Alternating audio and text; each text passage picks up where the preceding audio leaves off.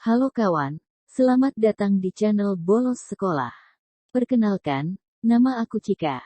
Karena kalian lagi di luar jam sekolah, Cika bakal bagiin sedikit ilmu yang mungkin gak pernah disampaikan guru kalian di waktu jam sekolah. Dan semoga lewat obrolan di channel Bolos Sekolah, kalian bakal punya wawasan dan sudut pandang lebih luas terhadap suatu hal yang mungkin ada di luar sana. Selama dekade terakhir, susu telah menjadi sedikit kontroversial. Beberapa orang mengatakan susu adalah minuman bergizi dan sangat penting untuk kesehatan, tetapi di sisi lain mengatakan susu dapat menyebabkan berbagai penyakit kanker hingga kematian dini. Jadi manakah yang benar? Dan mengapa kita meminumnya? Susu adalah dasar asupan nutrisi kita setelah lahir. Ketika sistem pencernaan kita pada dasarnya belum matang dan kecil, kekuatannya susu adalah makanan untuk memulai tubuh kita dan membantu kita tumbuh. Susu kaya akan vitamin, lemak, mineral, dan gula. Susu juga mengandung antibodi dan protein yang melindungi kita dari infeksi dan mengatur sistem kekebalan tubuh kita. Sekitar 11.000 tahun yang lalu, ketika nenek moyang kita menetap di komunitas pertanian pertama, mereka berhasil menjinakkan hewan perah seperti kambing, domba, dan sapi. Mereka menemukan bahwa hewan perah dapat memakan makanan yang tidak berguna dan berlimpah, serta mengubahnya menjadi makanan yang bergizi dan lezat. Oke, jika susu telah menjadi bagian berharga dari makanan kita selama ribuan tahun, mengapa susu begitu kontroversial? Ada sejumlah klaim mengenai kesehatan negatif dan positif. Efek susu yang negatif mencakup berbagai macam hal mulai dari tulang rapuh, kanker, dan penyakit kardiovaskular, hingga intoleransi dan alergi. Jadi bagaimana susu masih bertahan hingga sekarang? Beberapa penelitian yang lebih tua menemukan hubungan antara susu dan risiko kanker usus besar, serta risiko kanker prostat. Akan tetapi di satu sisi mengatakan kalsium dalam susu mungkin memiliki efek perlindungan terhadap kanker usus besar. Sedangkan penelitian tentang kanker prostat menunjukkan peningkatan risiko hanya bagi orang yang mengonsumsi lebih dari 1/4 liter sehari. Tetapi sekali lagi asosiasi itu tidak konsisten, dan penelitian lain tidak menemukan efek apapun.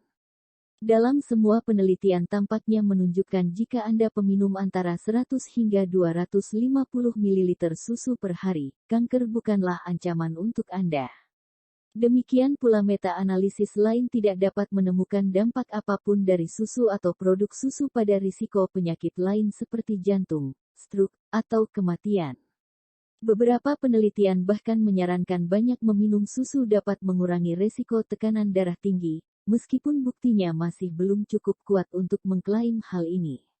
Yang paling dikhawatirkan oleh kebanyakan orang adalah jumlah pestisida, antibiotik, atau hormon yang berbahaya.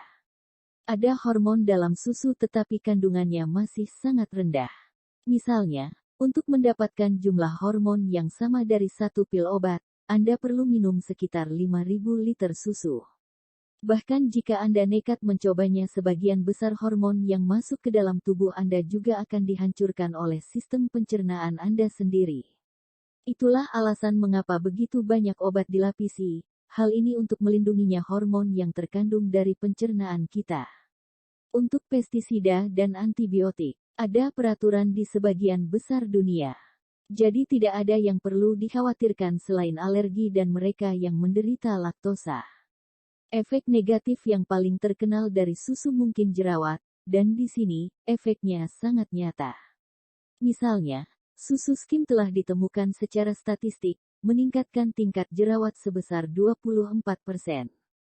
Tetapi di luar kontroversi efek negatif susu, tidak peduli apakah itu berasal dari ibu sapi, domba, kambing atau unta, susu adalah makanan padat nutrisi, mengandung semua makronutrien yang diperlukan dan banyak nutrisi mikro, terutama di daerah di mana orang berjuang untuk mendapatkan kalori yang cukup. Susu dapat berkontribusi pada kehidupan yang sehat dan menurunkan angka kematian pada anak. Bagi mereka yang tinggal di negara maju, pada umumnya susu tidak berbahaya jika Anda tidak alergi terhadapnya, terutama untuk anak-anak. Ini adalah cara yang baik untuk mendapatkan kalsium dalam jumlah besar, Dan untuk vegetarian, ini adalah sumber vitamin B12 dan vitamin B yang baik secara umum. Hal ini bukan berarti tidak ada alternatif lain dengan efek yang sama. Susu adalah makanan yang kuat dan meminumnya secara teratur dapat menyebabkan kelebihan berat badan. Terutama pada produk minuman perasa susu atau coklat, produk susu seperti ini lebih sebanding dengan minuman botol pada umumnya dibanding menjadi camilan sehat.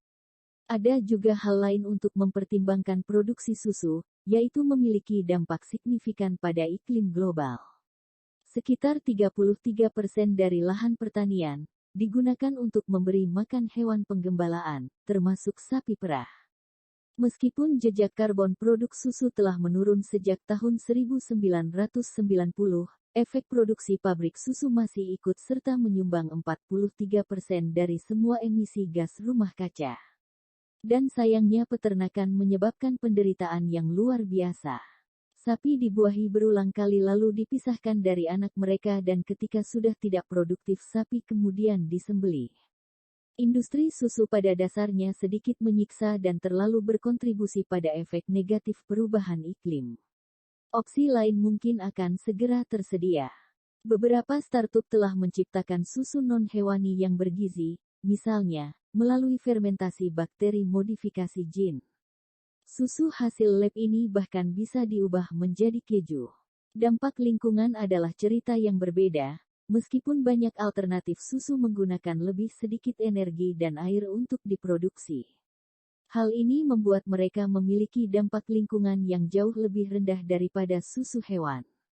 Susu adalah minuman yang memiliki berbagai manfaat. Akan tetapi di samping itu susu juga memiliki dampak yang cukup berbahaya bagi planet ini dan menyebabkan banyak penderitaan bagi makhluk hidup lainnya. Kita sebagai makhluk terpintar di dunia perlu memutuskan bagaimana kita harus menghadapi fakta-fakta ini.